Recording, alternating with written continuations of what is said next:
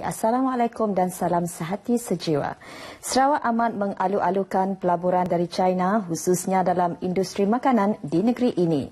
Ketua Menteri Sarawak Datuk Patinggi Tan Sri Adenan Satin berkata, pelaburan itu akan menguntungkan kedua-dua pihak kerana permintaan terhadap makanan mengatasi pengeluaran di peringkat dunia. Menurut Tan Sri Adenan, Sarawak mempunyai tanah yang luas dan sesuai untuk aktiviti pertanian namun terkenal dengan pengeluaran komoditi seperti kelapa sawit, lada dan getah berbanding tanaman buah-buahan dan sayuran.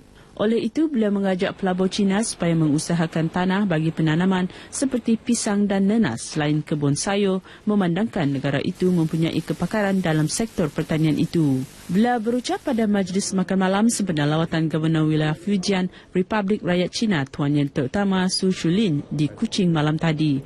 Turut hadir yang di-Pertua Negeri Sarawak Tun Pehin Sri Haji Abdul Taib Mahmud. Sebelum itu, Tan Sri Adenan menyaksikan majlis menandatangani surat hasrat untuk bekerjasama antara Kerajaan Sarawak dan wilayah Fujian. Manakala dalam ucapan balasnya, Tuan Yang Terutama Sri Shulin berjanji untuk membawa lebih ramai pelabur dari wilayah itu untuk bersama memainkan peranan penting dalam pembangunan sektor ekonomi Sarawak. Sehubungan itu, ahli perniagaan dari negara itu diseru supaya turut mempelajari bahasa Melayu agar memudahkan komunikasi dengan usahawan tempatan sesuai dengan kelebihan usahawan di negeri ini yang fasih berbahasa Mandarin.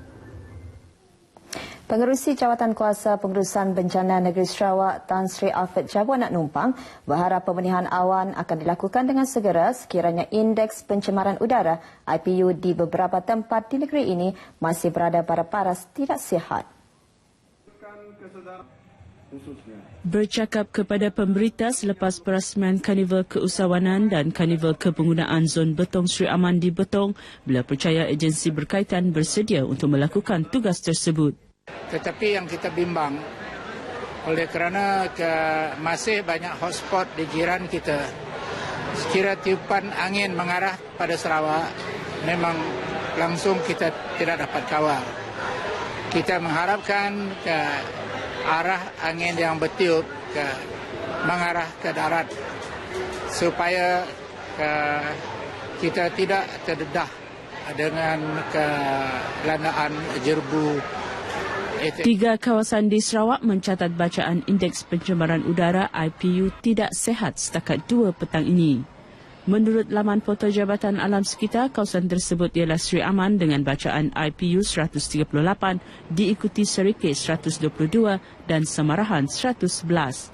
Kawasan lain di negeri ini mencatat bacaan sederhana dengan Kuching 98, Sibu 97, Bintulu 94, Institut Latihan Perindustrian Miri 83, serta Kapit dan Miri masing-masing mencatat IPU 82 dan Limbang 64. Jarak sudah diukur. Jaringan jalan raya ke Teluk Melano dan Serabang kini pun sudah pasti. Walaupun ia impian bagaikan emas bagi penduduk di kawasan tersebut, kebimbangan terhadap impaknya tetap ada. Ikuti siri kedua laporan wartawan Syadikin Bahrin di Teluk Melano, Sematan. Bagi Amrizan Hassan, pembinaan jalan raya ke kampungnya merupakan satu rahmat kepada lebih 300 penduduk kampung itu. Namun beliau khawatir keindahan pantai dan kampungnya akan menjadi mangsa pembangunan ekonomi. Tanah-tanah akan dibeli dan dibangunkan oleh usahawan luar. Mun tanah dah habis nak beli, tidak tahu lagi lah sendiri nak diam. Rasa-rasa aku memang dah diam di Puncak Gunungun kali. Bila diam di Puncak Gunungun, memang kita dapat berkebun, tapi hasilnya kurang. Sebab ibu kata nak nunggu akan datang lah, selalu masuk jalannya tu. Memang sila memang akan ada. Kebimbangan Amrizan bagaimanapun masih terlalu awal, malah kerajaan telah merangka strategi bagi mengisi keperluan penduduk yang menjalankan perniagaan. Takutkan ekonomi dirampas oleh pihak luar, tidak akan timbulkan kerajaan, agensi kerajaan seperti Jabatan Pertanian, Lembaga KM, Jabatan Perikanan banyak mengadakan kursus-kursus kepada masyarakat di kawasan Teluk Melano dan Serabang di mana untuk menjana pendapatan ekonominya, latihan yang lebih efektif diberikan. Menurut Nazri lagi, kerajaan akan sentiasa memantau keperluan penduduk di kawasan itu, malah akses jalan raya hanyalah permulaan. Bagi Amrizan yang mengusahakan perniagaan makanan, pasarannya terhad di kampung ini saja. Oleh itu beliau berharap apabila jaringan jalan raya nanti wujud, pasaran makanannya berkembang sehingga kesematan. Penduduk yang majoritinya terlibat dalam industri perikanan dan pertanian ini berharap akan lebih banyak program sokongan diberikan oleh kerajaan. Kerajaan sekiranya memandangkan di Melanu tu lah. Melanu kan pendapatannya laut dengan darat, tapi yang banyaknya memang di kebun.